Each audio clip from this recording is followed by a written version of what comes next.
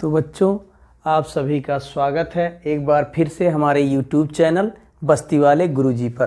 तो आइए हम लोग बिना देरी के शुरू करते हैं कक्षा 6 की गणित यूपी बोर्ड में अभ्यास 4 का डी स्टैटिस्टिक्स। ये सांख्यिकी में हम लोग 4 का डी पढ़ते हैं, 3 का सी तक, 4 का सी तक हमारा हो गया है। अब हम लोग इसमें पढ़ते हैं। इसमें क्या है, ये दिया गया है दंड आरेख।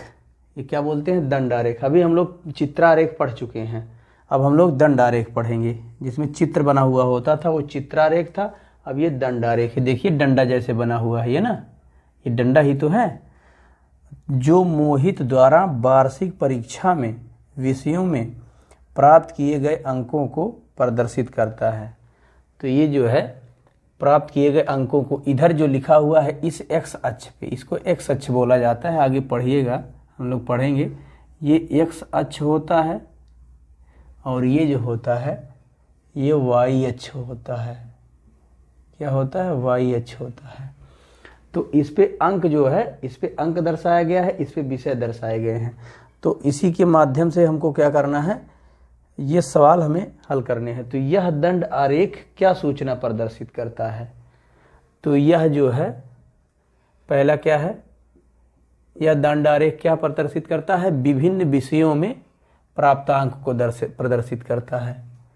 ठीक है, तो ये क्या है,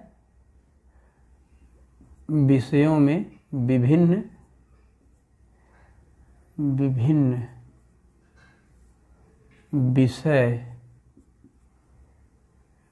विषय में प्राप्तांकों को, किसको, प्राप्तांकों को क्या करता है, प्रदर्शित करता है। क्या करता है, प्रदर्शित। दूसरा देखिए, किस विषय में मोहित ने अधिकतम अंक, सबसे ज्यादा अंक किस विषय में पाया हुआ है। तो देखिए जो दंड जो है सबसे बड़ा है उसी में सबसे ज्यादा अंक मिला हुआ है। देखिए ये सब्जेक्ट है ना, तो ये नंबर जा रहा है, जितना ऊपर जाएगा उतने ज्यादा अंक मिले हैं। तो ये देखिए हमारा कहाँ तक जा रहा है, 80 के सीध में जा रहा है लगभग। ये कहाँ जा रहा है, 80 की लाइन में जा रहा है।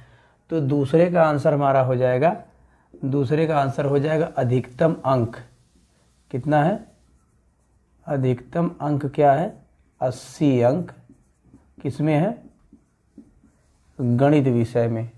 और तीसरा हमारा क्या हो जाएगा, तीसरा किस विषय में न्यूनतम माने सबसे कम अंक किस में मिला है। ये देखिए हमारा सबसे छोटा यही है, सामाजिक विज्ञान। ये जो है इसके सीध में आएगा। आप लोग देखिए सही से सिद्धांत इसकी जो है एकदम लाइन मिलाइए। तो ये जो है सामाजिक विज्ञान जो है इसमें सबसे कम नंबर पाया है। किसमें, सामाजिक विज्ञान। सामाजिक विज्ञान में सबसे न्यूनतम अंक मिले हुए हैं। और नंबर 4 में क्या है, प्रत्येक विषय के नाम और उन विषयों में प्राप्त किए गए अंक भी लिखिए। तो प्रत्येक विषय के नाम में क्या लिखेंगे हम लोग, हिंदी, क्या लिखेंगे, हिंदी। उसके बाद क्या लिखा है, अंग्रेजी, क्या लिखा है, अंग्रेजी। उसके बाद है गणित, क्या है, गणित है। उसके बाद है विज्ञान, क्या है, विज्ञान है। उसके बाद क्या है, सामाजिक विज्ञान। उसके बाद है सामाजिक विज्ञान है। अब हम लोग देख लेते हैं इसमें कितने कितने अंक मिले हैं।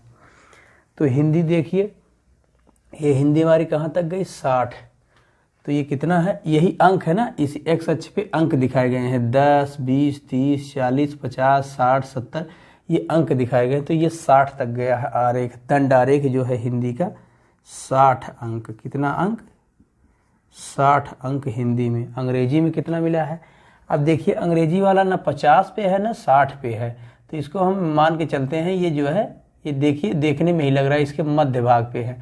तो इसके जो है ये 50 से 60 के बीच में कितने का डिफरेंस है, 10 का। तो 10 का आधा ये है, तो ये 50 और 10 का आधा कितना होगा, 5, 55। यानी अंग्रेजी में कितना अंक मिला है, 55 अंक मिला है। कितना अंक मिला है, 55 अंक मिला। उसके बाद हम लोग गणित में देखेंगे। तो गणित में तो हम पता ही कर चुके हैं, इसमें दूसरे में जो था 80 अंक, कितना अंक मिला है 80 अंक, सबसे अधिकतम अंक पाया है मोहित। और उसके बाद आप जो है विज्ञान देख लीजिए, विज्ञान में कितना मिला है। विज्ञान देखिए ऐसे मिलाइए इसको, तो ये ना जो है 80 पे है ना तो 70 पे है, तो ये जो है कहाँ है, उसके बीचों बीच है, यानी 75 पे है। तो ये हो जाएगा हमारा विज्ञान में कितना हो जाएगा, विज्ञान में हो जाएगा 75 अंक। कितना हो जाएगा 75 अंक हमारा हो जाएगा। और अब जो है हम लोग क्या करेंगे, अब देख लीजिए हमारा सामाजिक विज्ञान है ना, तो सामाजिक विज्ञान लास्ट वाला है, तो इसमें जो है 50 अंक हो जाएगा। कितना हो जाएगा 50 अंक, यानी इसमें 50 नंबर पाया है। ये देखिए ये लाइन ऐसे मिला लीजिए, तो जितना ऊपर ये जितना कवर किया रहेगा उतना ही अंक उस विषय में होगा। ये जो है डंडे के जैसा, इसलिए इसे दंड आरेख बोला जाता है। हम लोग दूसरा सवाल देखेंगे। निम्नांकित आरेख वर्ष 2000 से 2004 में सरकार द्वारा खरीदे गए गेहूं की मात्रा दर्शाता है। तो ये हमारा क्या है, गेहूं की मात्रा दर्शा रहा है। क्या है, गेहूं की मात्रा। ये जो वाई अच्छा है, ये गेहूं की मात्रा, और इधर वर्ष दर्शाया गया है। क्या दर्शाया गया है, ये वर्ष दर्शाया गया, और इधर गेहूं की मात्रा है। ये दंड बना हुआ, दंड जैसे नहीं लगा डंडा है, तो इसीलिए इसे दंड आरेख कहते हैं। तो उपर्युक्त दंड आरेख पर आधारित निम्नांकित प्रश्नों के उत्तर देना है। इस आरेख का पैमाना क्या है, पैमाना हमारा यही लिखा हुआ है, सीधा सीधा लिखा है 1 सेंटीमीटर। 1 सेंटीमीटर बराबर क्या है 5000 टन। क्या है ये 5000 टन है, समझ रहे हैं ना। ये 5000 टन ये इसका पैमाना है। इसका मतलब ये हुआ कि ये जो है यहाँ से यहाँ तक अगर ये गेहूं का है टन में, तो ये 5000 टन है। तो इसका मतलब ये हुआ कि 0 से यहाँ तक ये 1 सेंटीमीटर है। यही कह रहा है कि ये 1 सेंटीमीटर बराबर 5000 टन की। जैसे मान लेते हैं ये 30,000 टन यहाँ पे होगा, यहाँ पे क्या होगा 30,000 टन। तो ये जो 30,000 टन अगर हम इसको देखेंगे तो 1 2 3 4 5 6, तो ये 6 सेंटीमीटर। इसी 5 से भाग दे दीजिए 30 में, तो 5 छक्का 30, यानी ये यहाँ तक 6 सेंटीमीटर हो जाएगा। इसी का मतलब पैमाना है, यानी 1 सेंटीमीटर बराबर 5000। आप समझ गए होंगे कि यहाँ से यहाँ तक 5000 टन है। अगर इसको हम डिस्टेंस को इसको हमें क्या करना हो, मापना हो, तो ये 1 सेंटीमीटर है। ये भी 1 सेंटीमीटर 1 सेंटीमीटर, इसी तरह से 1 1 सेंटीमीटर में डिवाइड किया गया है। अब किस वर्ष में गेहूं की अधिकतम मात्रा खरीदी गई है और कितनी खरीदी गई है। तो देखिए सबसे बड़ा जो दंड आरेख है वही जो है सबसे ज़्यादा उसी वर्ष में गेहूं खरीदा गया है। तो वर्ष 2004 में, इसमें क्या हो जाएगा, वर्ष 2004 में जो है सबसे ज़्यादा गेहूं खरीदा गया है। और ये कितना खरीदा गया है, ये जो है 30,000 टन खरीदा गया। कितना 30,000 टन। इसको ऐसे लिखिए 30,000 टन, है ना, ये हो जाएगा 30,000 टन। और उसके बाद जो है किस वर्ष में गेहूं की न्यूनतम मात्रा खरीदी गई है। तो सबसे छोटा दंड आरेख ये है, तो ये क्या हो जाएगा 2000। ये क्या हो जाएगा 2000। सन 2000 में जो है सबसे कम गेहूं खरीदा गया था। तो क्या हो जाएगा सन 2000 में। और उसके बाद क्या है, वर्ष 2002 में गेहूं की कितनी मात्रा खरीदी गई। तो वर्ष 2002 देख लीजिए, ये है हमारा, ये हमारा है। तो इसमें कितनी खरीदी गई है, इसमें 20,000 टन खरीदी गई है। कितनी 20,000 टन खरीदी गई है। गेहूं की मात्रा खरीदी गई, गेहूं की मात्रा 20,000 टन है। ये हमारा आंसर हो जाएगा 20,000 टन चौथे का। अब हम लोग तीसरा देख लेते हैं। सवाल नंबर 3 है, इसी तरह का ही है, दंड आरेख इसमें भी बना हुआ है। निम्नांकित दंड आरेख किसी आवासीय विद्यालय में, ऐसा मतलब आवासीय विद्यालय का मतलब जहाँ हॉस्टल भी हो।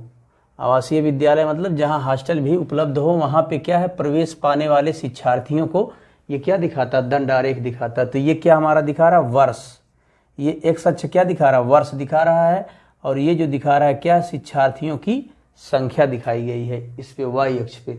तो क्या करना है, इसी उपर्युक्त माने ऊपर जो कहा गया है या लिखा गया है उसमें क्या है आरेख पर निम्नांकित प्रश्नों के उत्तर दीजिए। तो इन्हीं के आधार पर हमें क्या करना है, आंसर देना है। तो वर्ष 2001 में शिक्षार्थियों की संख्या कितनी है, तो वर्ष 2001 में देखिए कितनी है, तो वर्ष 2001 यही है, तो यहाँ पे क्या हो जाएगा, ये 40 है। कितनी है, 40। तो वर्ष 2001 में 40 विद्यार्थी हैं। कितने हैं, 40। और वर्ष 2002 में शिक्षार्थियों की संख्या वर्ष 2001 के शिक्षार्थियों की संख्या से कितनी अधिक है। तो अब हम निकाल लेते हैं वर्ष 2002 में और वर्ष 2001 में।